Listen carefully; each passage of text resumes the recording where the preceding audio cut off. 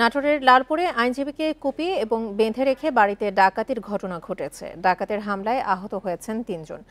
Bundle থাকলে প্রতি সেনমানিতে টাকা বাঁচবে। বিকাশ সেনমানি বান্ডেল কিনে জিতুন প্রতি লেনদেনে।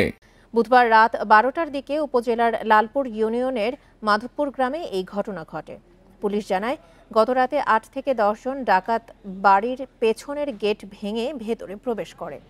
পরে ডাকাত সদস্যরা সাধন কুমার দাসের ঘরের ভেতরে ঢুকে ধারালো অস্ত্র দিয়ে কুপিয়ে বেঁধে রাখে।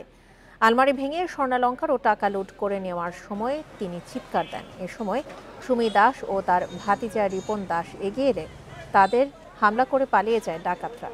পরে প্রতিবেশীরা এগিয়ে এসে আহত অবস্থায় তাদের উদ্ধার করে হাসপাতালে ভর্তি করেন।